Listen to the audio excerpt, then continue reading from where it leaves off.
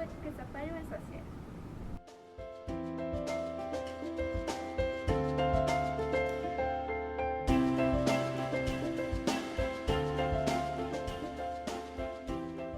Baiklah, seterusnya mari kita bersama dengan rakan saya dalam cabaran 70 saat bagi melihat reaksi orang ramai apabila ditanya mengenai soalan-soalan mengenai hubungan etnik. Assalamualaikum dan selamat sejahtera. Anda bersama saya pada hari ini, Aiman Hanan, di dalam segmen cabaran 70 saat. Di dalam cabaran ini, saya dan juga rakan saya Azizah akan menanyakan soalan tentang sejauh manakah pengetahuan mereka mengenai etnik di Malaysia. 10 soalan akan diberikan dan mereka perlu menjawab soalan itu dalam masa 70 saat. Jom kita saksikan. Hai, saya membuat kajian mengenai hubungan etnik di Malaysia. Boleh saya tanya kamu beberapa soalan? Boleh? Okey. Apakah yang anda faham mengenai etnik? Bangsa. Sebutkan satu tragedi atau peristiwa yang melibatkan etnik di Malaysia. 13 Mei 1969. Siapakah yang memperkenalkan dasar pecah dan perintah? British. Adakah anda tahu mengenai perbezaan ras dan etnik? Tidak. Berikan dua etnik yang anda tahu di Sabah dan Sarawak. Tarazan Iban. Sebutkan perbezaan dan keunikan yang terdapat di dalam setiap etnik di Malaysia. Makanan. Setiap ras boleh dibezakan melalui. Warna kulit. Sebutkan konsep yang melibatkan pembentukan ras dan budaya yang baru melalui perkahwinan campur. Konsep amalgamasi. Sebutkan satu contoh penerimaan unsur kebudayaan etnik lain dalam kebudayaan atau adat etnik Melayu. Kawinan. Berikan satu contoh yang berkaitan dengan konsep asimilasi. Masyarakat Baba dan Nyonya. Terima kasih. Apakah yang anda faham mengenai etnik? Yang saya faham tapi dia lebih ulang tahun. Okey, sebutkan satu tragedi yang melibatkan etnik Malaysia. Tragedi 13 Mei 1999. Siapakah yang memperkenalkan dasar pecah dan perintah? British. Adakah anda tahu perbezaan ras dan etnik?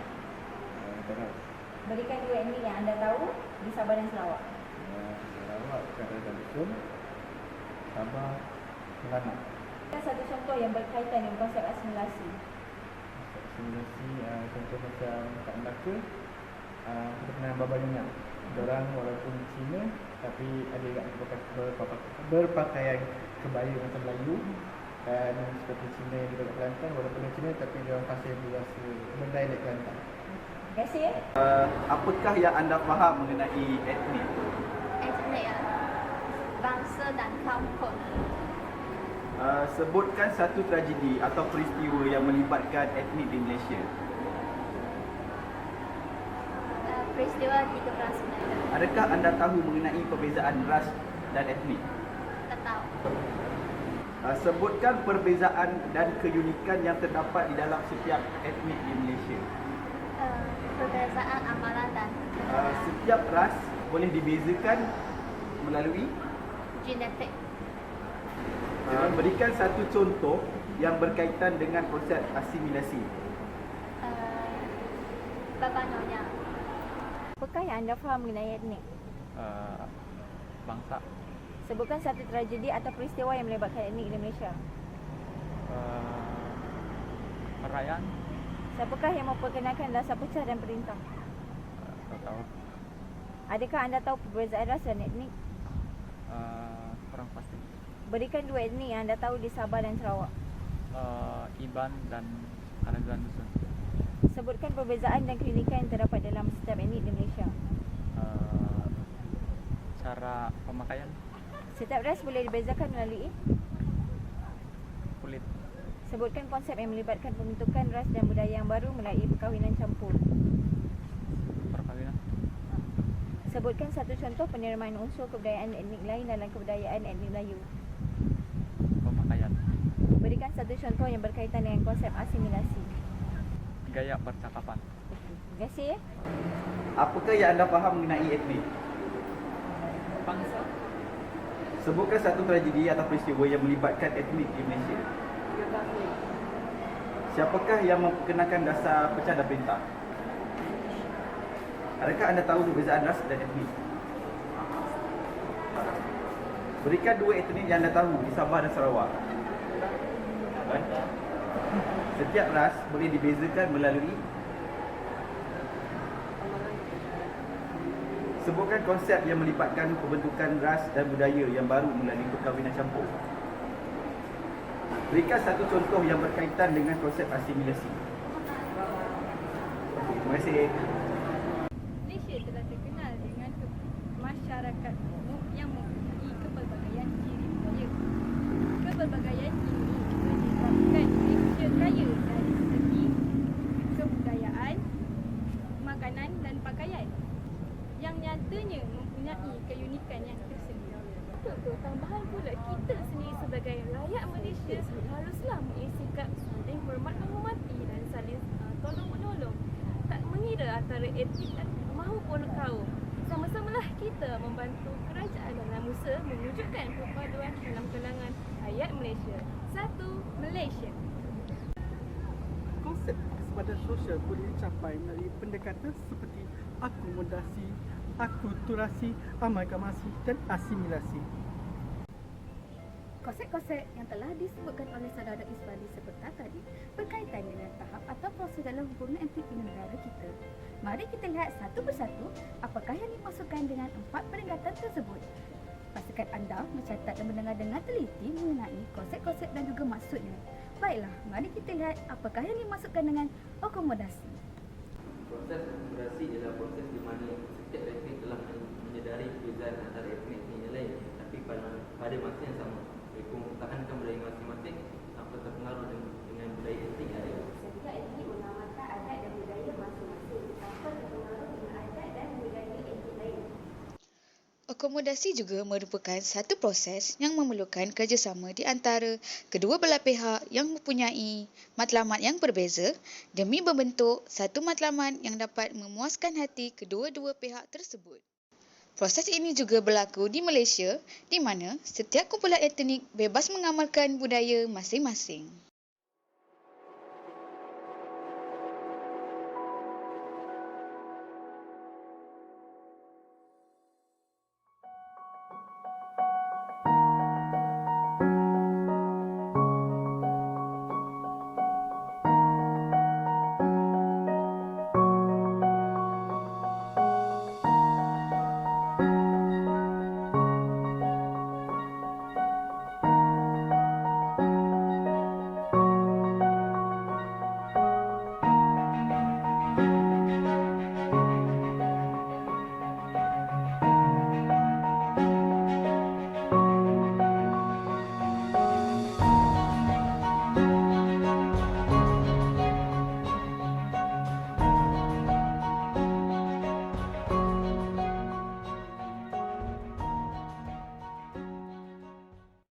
Dalam tahap dan konsep akomodasi ini, setiap etnik menyedari norma dan kelainan, ciri-ciri budaya dan saling memulakan antara satu sama lain dalam bidang pendidikan maupun ekonomi.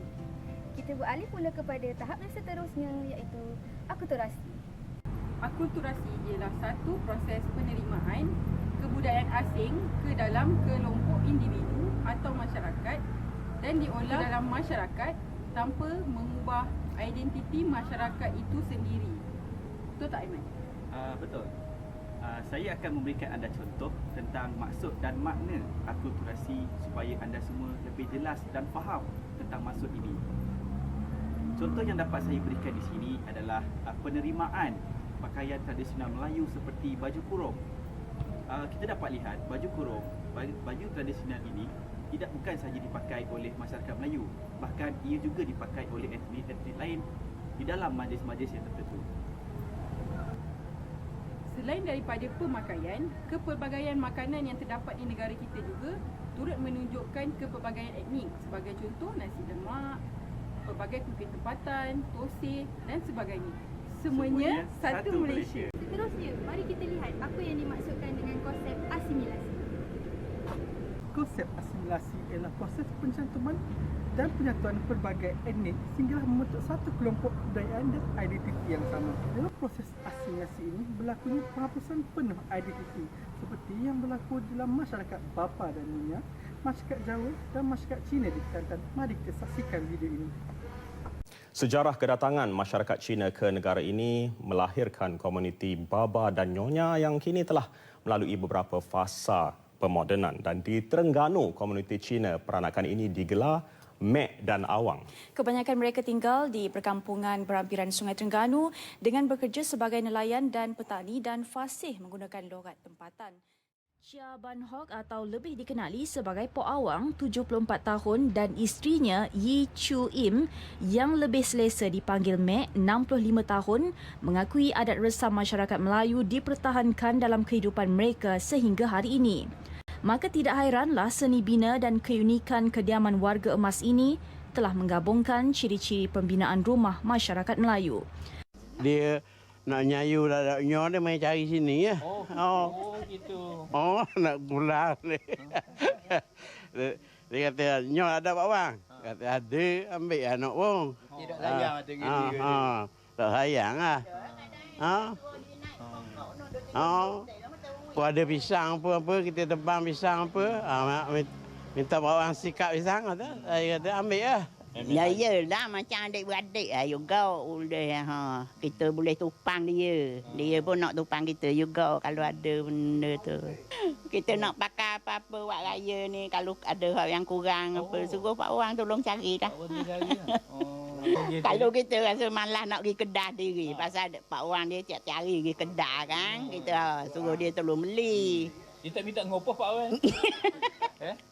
Ngopoh test cawan cukup lah. Pergi mana-mana, pergi goting apa, pergi bandar apa. Dia ajak pergi ya. Dan bagi mereka, tanpa kehadiran rakan-rakan rapat masyarakat Melayu, tiada indahnya sambutan Tahun Baru Cina. Harapkan ikatan itu akan terus berkekalan sepanjang zaman dan dikenang anak cucu dalam menghargai masyarakat Cina peranakan ini. Setelah penerangan dan video yang dipaparkan, anda tentu lebih jelas dengan konsep asimilasi. Seterusnya, kita teruskan dengan konsep yang terakhir iaitu amalgamasi. Konsep amalgamasi adalah proses di mana satu budaya atau ras membentuk budaya dan ras yang baru. Contohnya melalui perkahwinan campur antara etnik. Seperti kaum peranakan India iaitu Chetty. Mari kita saksikan video ini.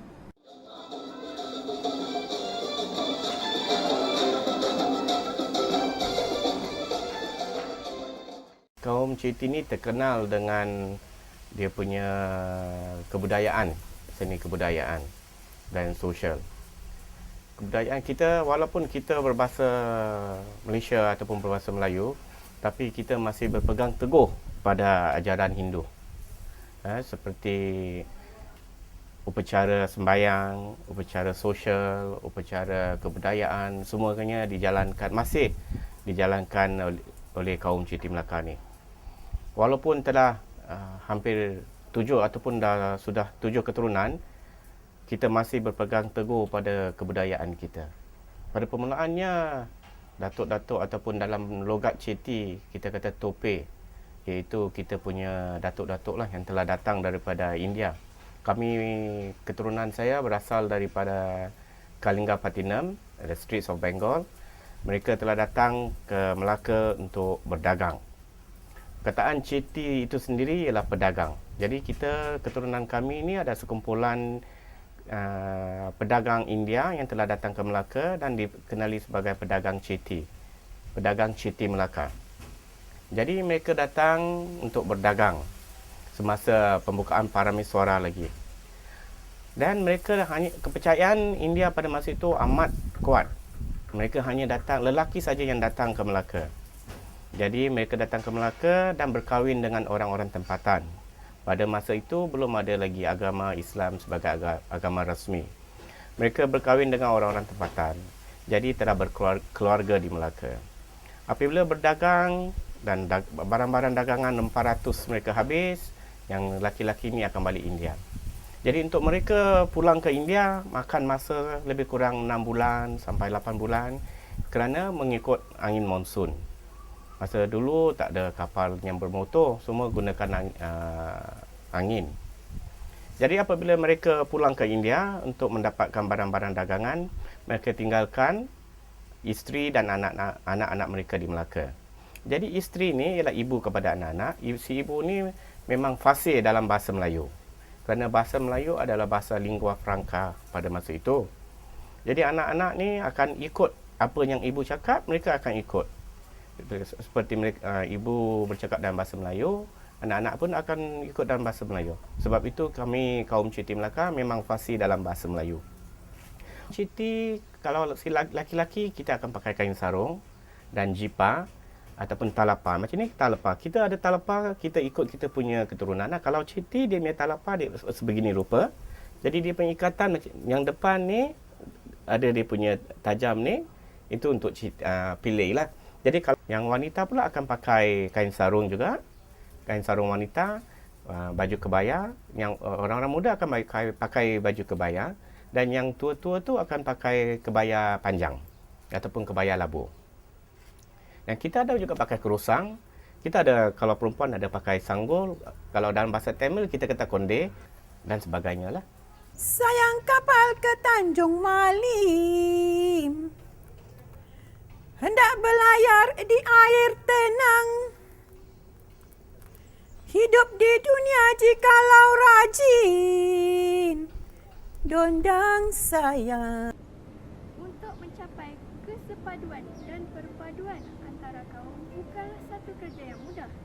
Tambahan pula terdapat perbezaan antara kita dari segi budaya, agama dan kepercayaan, cara hidup dan juga bahasa. Tetapi itu bukanlah penghalang bagi kita untuk bersatu padu antara satu sama lain. Hilangkan sikap prejudis, saling bergandung bahu, tolong menolong dan juga hormat menghormati supaya kita hidup dalam keadaan harmoni dan seterusnya dapat mewujudkan perpaduan dalam kalangan masyarakat. Untuk menyemarakkan semangat perpaduan dalam diri anda, marilah kita menyanyikan lagu Satu Malaysia.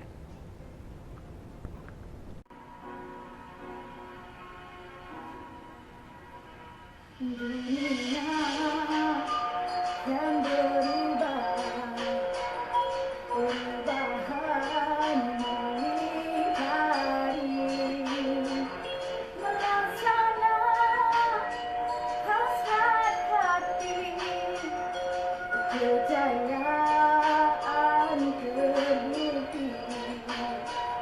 Dunia yang mudah dengan misi yang gagah, kerana perpaduan kita masih bersama.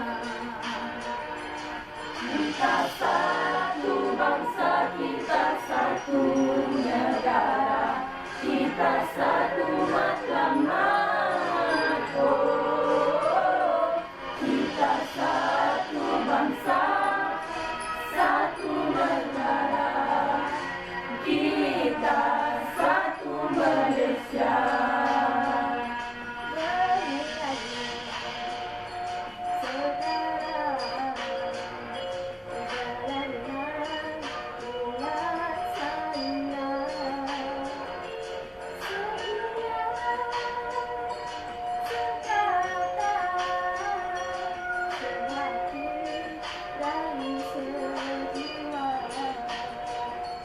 Membina masa hadapan menuju kejayaan. Kita semua rakyat Malaysia,